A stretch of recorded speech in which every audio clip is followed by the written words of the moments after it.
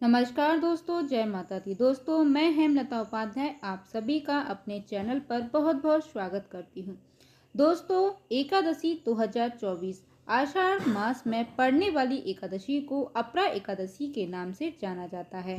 जैसा कि आप जानते हैं दोस्तों कि एकादशियों में जो है मतभेद हो ही जाता है, क्योंकि जब 2 दिनों में पड़ती है एकादशी, यानी कि एक दिन संपूर्ण तिथि और एक दिन कुछ समय की तिथि, तो ऐसे में मतभेद संभव है, हो ही जाता है कि हमें एकादशी का नियम किस दिन लेना चाहिए। तो देखिए, 1 जुलाई को लेना चाहिए या फिर 2 जुलाई को लेना चाहिए। तो दोनों दिनों में जो है मतभेद है। तो चलिए हम जान लेते हैं कि इस एकादशी का जो व्रत है हमें किस दिन धारण करना है। उससे पहले दोस्तों देखिए, एकादशी का व्रत करने से अपार संकट से मुक्ति होती है, क्योंकि शास्त्र कहते हैं दैहिक दैविक भौतिक हर प्रकार के सुखों को देने वाली जाने अनजाने में अगर हमसे कोई भूल हो गई हो तो उसको भी काटने वाली अपरा एकादशी है। क्योंकि जब जन्म है ना, तो गलतियां भी हमसे हो ही जाती हैं, क्योंकि हमने जन्म लिया है, कोई अवतार नहीं लिए हैं हम।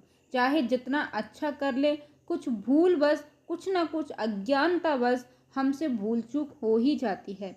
और इस एकादशी का व्रत करने से हुई भूलों के लिए माफ़ी मिलती है और भगवान के चरणों में स्थान मिलता है। तो अपरा एकादशी का व्रत करने से पहले एक दिन पहले ही मन से कर्म से वचन से शुद्ध होना चाहिए। यदि देखिए साधारण शब्दों में कहें तो ब्रह्मचर्य का पालन करिए। लहसुन प्याज इत्यादि चीज़ों का जो है त्याग देना है, बिल्कुल भी सेवन नहीं करना है, छोड़ दीजिएगा। उसके बाद क्या करना है कि आप 10वीं तिथि को एक समय का जैसे कि शाम का खाना, सुबह के समय आप जब मन करे खाना खाइए, लेकिन शाम को सूर्यास्त होने से पहले आप खाना ज़रूर खा लीजिए।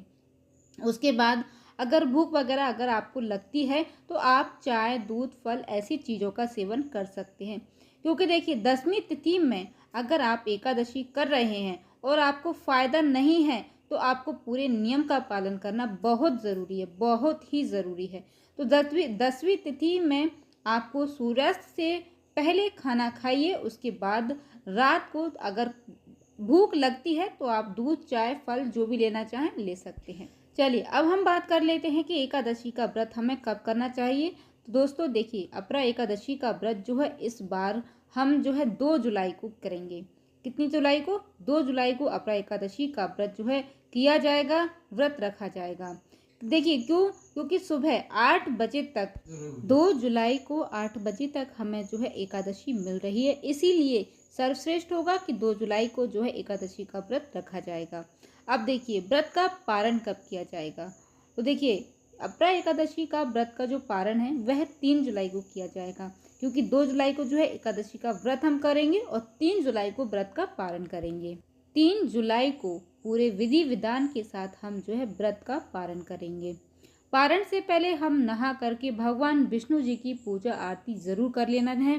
भगवान की पूजा आरती करने के बाद आप पारण करेंगे और पारण आप करने से पहले किसी व्यक्ति को या किसी ब्राह्मण को कुछ खाना वगैरह भोजन वगैरह ज़रूर कराइएगा। अगर नहीं करा सकते हैं तो आप किसी मंदिर में जो है सीधा भिजवा दीजिएगा। ध्यान रहे एकादशी वाले दिन आपको तुलसी पत्ते नहीं तोड़ना है। आप एक दिन पहले ही तुलसी पत्ते तोड़कर रख लीजिएगा और आप इन पत्तों से एकादशी को भोग लगाइएगा।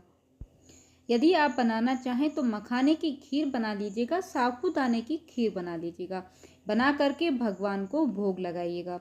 जो लोग व्रत नहीं करते हैं वो लोग एकादशी के दिन पूरी तरह से चावल को आपको त्याग देना है, बिल्कुल भी चावल आपको नहीं खाना है। और ऐसे व्यंजन भी आप मत खाइएगा जैसे जो लहसुन प्याज से बने हुए हों। और हाँ दोस्तों, आज के दिन एक बात का विशेष ध्यान रखिएगा कि अन्न का भोग आपको नहीं लगाना है। तुलसी माता पर आप दीपक रख सकते हैं, लेकिन ध्यान रखें कि जल आपको नहीं अर्पित करना है, जल बिल्कुल मत चढ़ाइएगा, भोग नहीं लगाया जाएगा। तो इन विशेष बातों का आप जो है विशेष ध्यान रखिएगा। अब ज़रूरी है कि हम अगर किसी व्रत को करते हैं तो हमें सबसे ज़रूरी है दोस्तों कि उन नियमों का पालन करना होगा। जब हम व्रत के नियमों का पालन करते हैं तभी हमें उस व्रत का जो है फल प्राप्त होता है। अब देखिए, जो लोग एकादशी का व्रत नहीं कर पाते हैं वह क्या करेंगे।